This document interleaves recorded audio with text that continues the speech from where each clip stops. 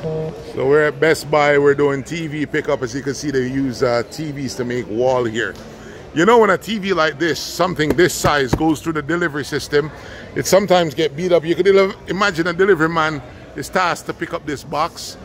It's probably coming from California, it probably go from one warehouse to the next. So when it comes to large TV, we prefer to do in-store pickup for you. Let me show you Best Buy a little bit. It's busy, it's crazy, it's hectic on the Black Friday. Everybody, hey dude, do you get a good deal? No, no good deal? Okay, fantastic. We got the cops at the door. The parking lot is equally busy. When I get out there, I'm gonna make a video for you guys too. It's jumping, it's bumping, it's crazy. We ourselves, we're picking up a half dozen TV right now for you guys. You guys have just been tearing it up. Here we go. We have 5 on the cart. We're putting another one on it, a 65-inch on it. There you go.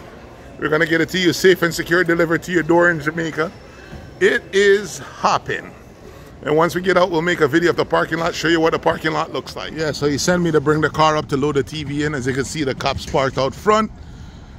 Everywhere you go, the cops are ever so present, keeping the order.